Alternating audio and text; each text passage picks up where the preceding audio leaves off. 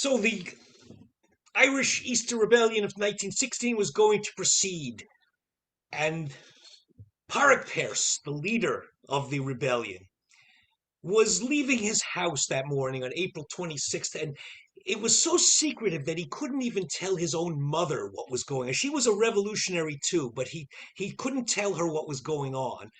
But his mother knew that something was up. So as he was leaving his house, she yelled out to him, "Don't do anything rash." But Pearse and the 6 other leaders of the rebellion walked up to the steps of the General Post Office in Dublin. This is what it looks like today with the Irish flag flying over it.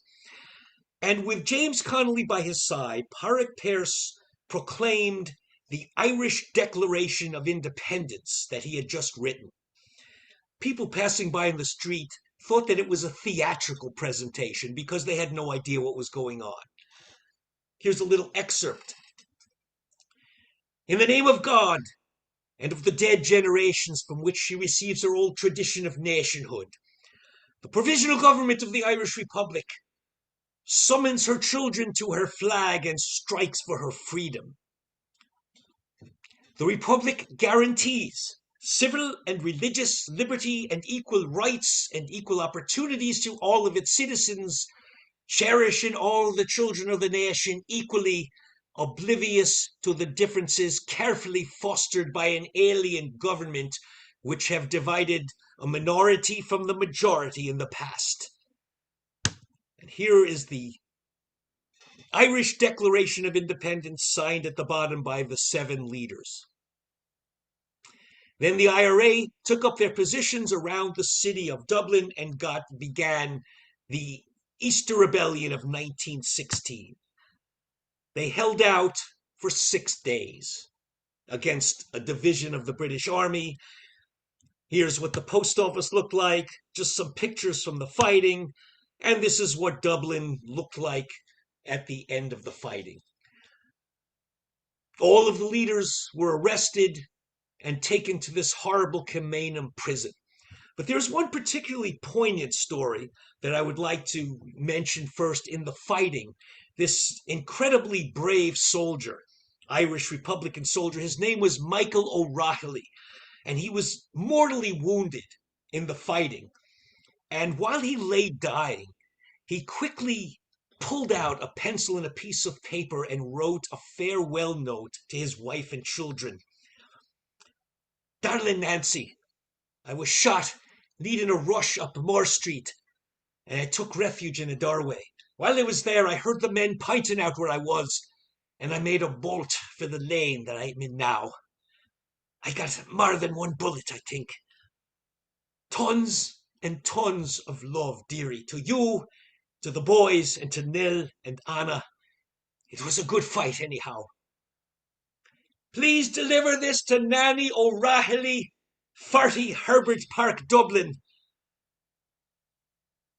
Goodbye, darling."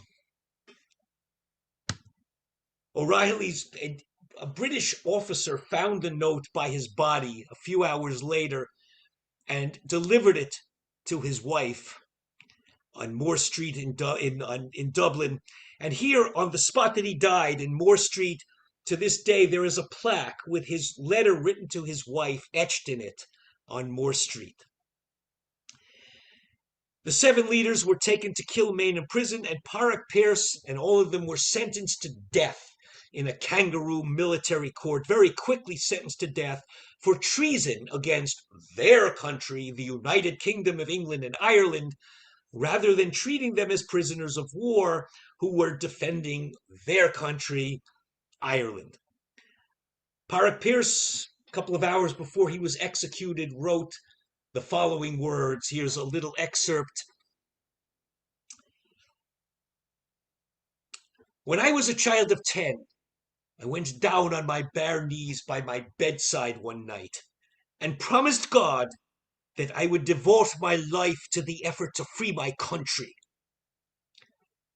I have kept that promise, but we seem to have lost. We have not lost. To refuse to fight would have been to lose. To fight is to win.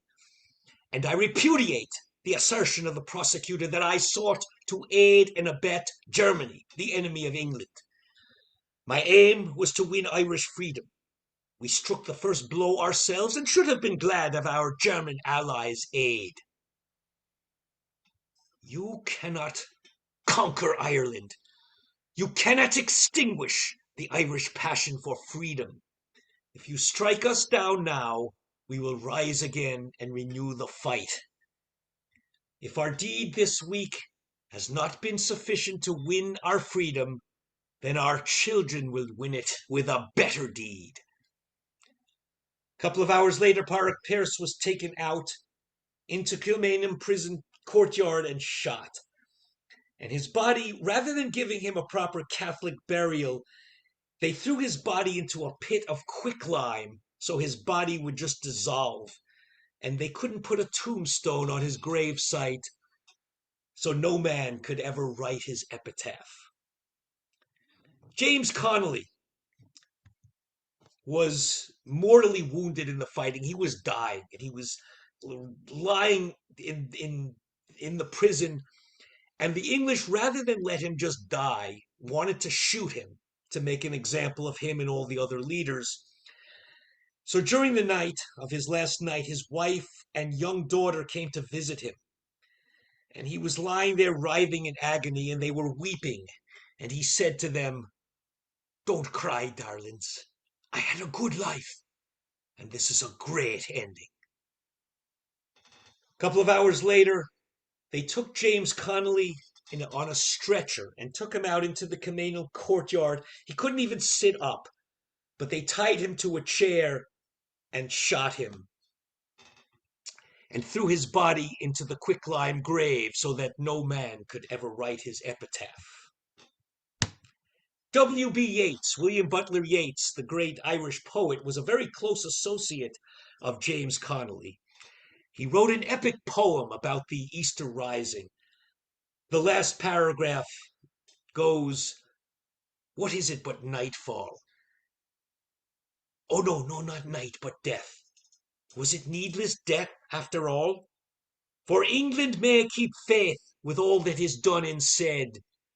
We know their dreams enough to know they dreamed and are dead. But what if excess of love bewildered them till they died? I'll write it out in a verse, MacDonagh and MacBride, and Connolly and Pearse, now and in time to be, wherever green is worn, are changed utterly, a terrible beauty is born."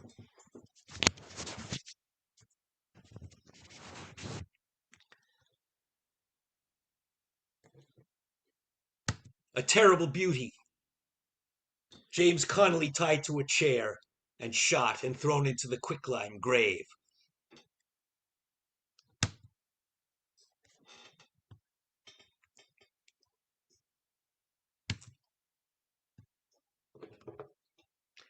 We will continue the story in the next speech.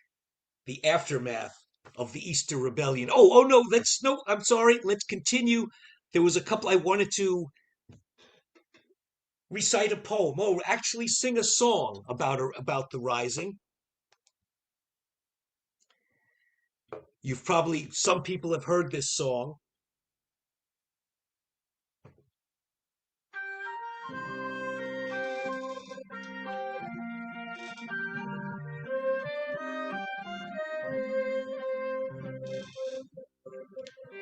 Down through the glen one Easter morn, to a city fair rode I. Fair armed lines of marching men in squadrons passed me by.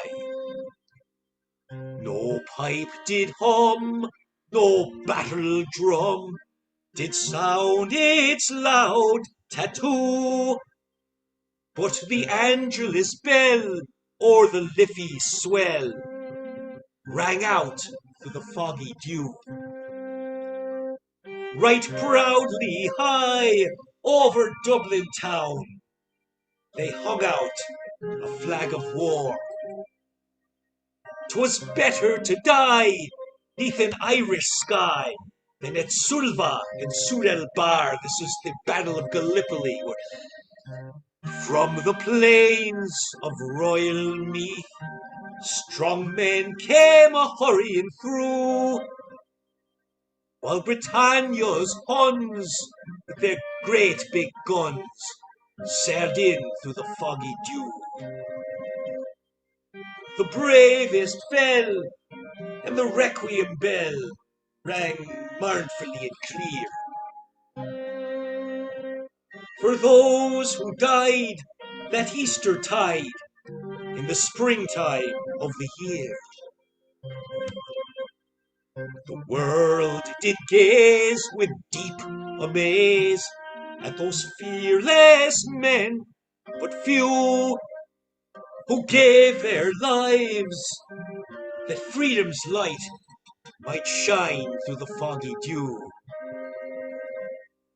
Back through the glen I rode again, and my heart with grief was sore. I parted then from gallant men whom I never would see no more. But to and fro in my dreams I go, and I'd kneel and pray for you. For slavery fled, oh glorious dead, when you fell in the foggy dew.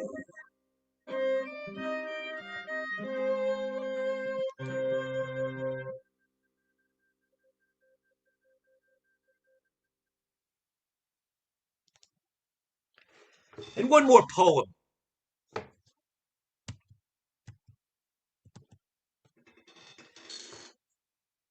This is a poem that was actually about a man named James Larkin who led this very strong general strike in 1913 in Dublin, which was crushed by the British. The Irish workers were in such horrible condition, and they crushed this general strike led by Larkin and James Connolly. And this was one of the reasons for the Easter Rebellion of 1916. In Dublin City in 1913, the boss was rich and the poor were slaves, the women working and the children starving. Then on came Larkin like a mighty wave. The worker cringed when the boss man thundered, and 70 hours was their weekly chore. They asked for little, and less was granted, lest getting little they might ask for more. Then on came Larkin in 1913, a mighty man with a powerful tongue, the voice of labor, the voice of justice, and he was gifted as he was young. God gave us Larkin in 1913, a union man with a union tongue. He raised the workers, he gave them courage. He was their leader, the workers' son. In the month of August, the boss man told us no union man for him could work. We stood by Larkin and told the boss man we'd fight or starve, but we would not shirk. 8 months we fought, and 8 months we starved, but we stood by Larkin through thick and thin. But foodless homes and the crying of children, they broke our hearts, and we could not win. When Larkin left us, we seemed defeated. The night seemed dark for the working man. Then on came Connolly with new hope and courage. He raised the slogan, we'd rise again. In Dublin City in 1916, the British Army, they shelled the town. They burned our city, they shot our leaders. The harp was buried beneath the crown. They shot McDermott and Pearse and Plunkett. They shot MacDonough, Kent and Clark the brave. From bleak Kilmainham they took their bodies to Arbor Hill and a quicklime grave. But last of all these 7 heroes, I'll sing the praise of James Connolly, the voice of labour, the voice of justice. He gave his life that we might be free. This will be continued, the aftermath of the Easter Rebellion, in the next speech in this series.